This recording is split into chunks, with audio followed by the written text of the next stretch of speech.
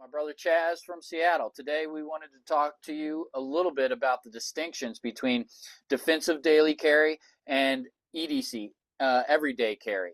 There are some important things to go over and think about before you have a defensive carry. So, Chaz, why don't you tell us about some of the important points of this?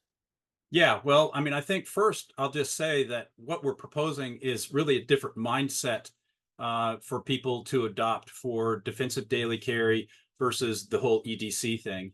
Recognizing that EDC is a really, really broad term that people Right. apply to everything they carry, including firearms and stuff like that. The problem that I think you run into with EDC knives uh, is that if part of the use, one of the uses or proposed uses for EDC is often self-defense. And there are, I think, there are considerations one should give to a knife if it's truly to be considered a defensive knife that people might not be giving it, and Right. it's worth mentioning some of those things. Right. So I thought I would do that today, Yeah. is tell you some of my mindset around it, some of my thinking about it, and hopefully that'll be useful for other people. So really, I think the first question that one should ask is, in their carry stuff, is defensive use of a blade something that is important to them? And if the answer is yes, then they should go to a whole other set of questions and considerations. And probably the first one would be what you're going to carry, obviously, and within that question, probably the first question in there is, are you going to carry a folder or a fixed? And Right. some of that will be determined by whether or not you're having to adhere to local laws that might be prohibitive on fixed blades, or local laws that might prohibit certain blade length. So leaving out the fixed blade for a moment, and we of course have a defensive fixed blade, but I'll only talk a little bit about that. I want to really talk about folders. So the the first thing that I would recommend is that people considering a knife for self-defense discount any sort of spring assist knife. And that would be a automatic knife or just a simple spring assist knife, like this thing. And the first reason that I don't like spring assist knives, even automatic or just assist, is that often they have some sort of a safety. And I don't care how well designed that safety is, it is still another step you've got to go through before you deploy that blade. It is often a fine motor skill. And in a defensive scenario, we all know, anybody who's done defensive work knows that fine motor skills can deteriorate under stress. And so you want to eliminate those fine motor skill things required. So that's the first thing. The second thing is that most blades, if not all blades, have a vulnerability to opening, where if you're opening up the blade in a defensive situation and that blade runs into something as you're opening it, the blade might not open up entirely, and you end up with, you know, something that you don't want to deal with from a defensive standpoint. Right. So that's why I prefer, in a folder, I prefer something that is just full manual open, and you can ride it all the way out with either a thumb stud or a hole or something like that to open it up.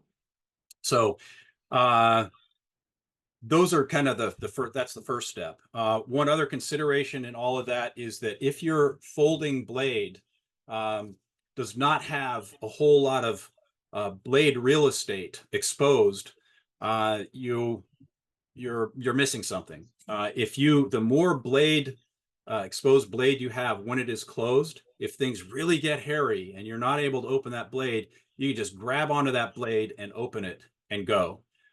So a little bit of exposed blade is preferable in a folder. Another demonstration actually of that of the automatic knife actually not working well is this out the front. And I'm not going to do it on my body because that might hurt. But if I attempt to open this and it runs into something, I have something that really doesn't work and Right. won't work until it's fixed. So uh, another consideration in what you're carrying is what kind of lock mechanism it has. Be very careful and very considerate of what that locking mechanism is. My personal opinion is that liner locks, which are all over the place, they're very inexpensive to manufacture. You find them on all kinds of knives. Liner locks are not very good for a defensive scenario, primarily because when manipulating that blade during its use, the hand itself can unlock the blade and it will close on your hand, like I just did. They also are it's relatively inexpensive steel, and it is prone to fatigue, and so it can actually break or weaken to the point where the lock itself is pretty unreliable. And then probably the last thing I want to mention is that deep carry, which is also super popular with a lot of guys out there, which looks a little bit like this when it's in the pocket. And some of them are even deeper than this, is also not cool because to get that thing out, first of all, a lot of times it requires a lot of gripping. And even if you're able to do it without preloading it up like this, when you pull it out, your hand is not set up to open the knife right away. You have to readjust on it, which takes time, takes motor skill. You're much better off with a knife, and I have our fixed version here to show you. When you go in to draw that knife and you pull it out, your hand is already on the grip the way it's going to be used when deployed. So that's preferable. And then lastly, how many do you carry? And that goes to what your other needs are. That I carry 3 knives at all times. I have 2 defensive carry knives, and I have a third kind of EDC box opener kind of thing. And the reason for that, I've got my 2 in my front pocket carry, and I prefer front pocket to any other place, just because it's more accessible and it is more comfortable. It's not a disincentive in comfort-wise to carrying every day. But I've got one that's accessible on this side and on this side, and then I've got my third here.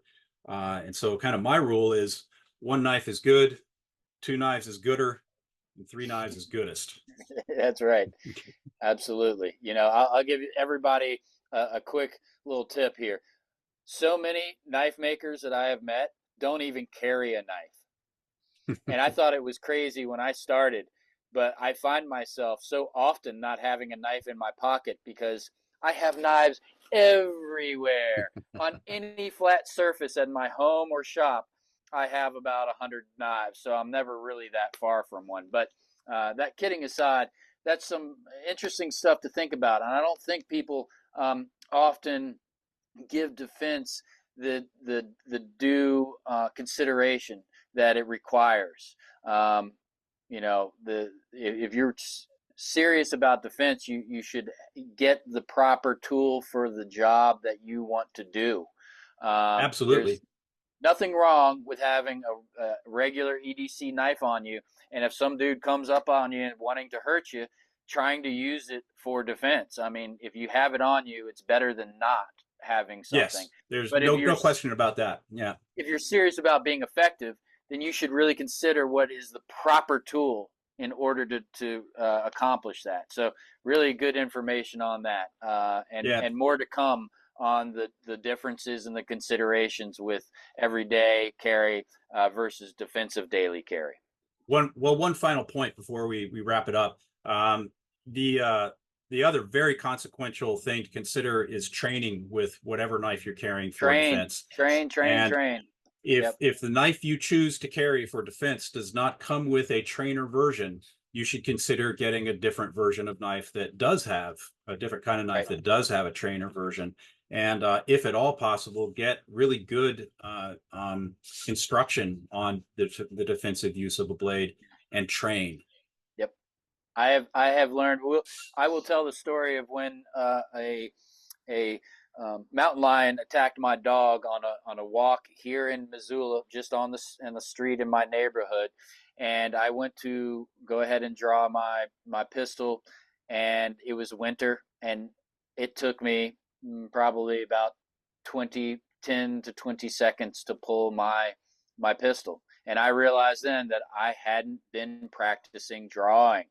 I mean, if I had been in real trouble personally, I would have been gone. So everybody train. You get the stuff, That's only half the battle. You have to get the good stuff, and then you have to train with it. Totally. All right. All right. Thanks, brother. Thank you.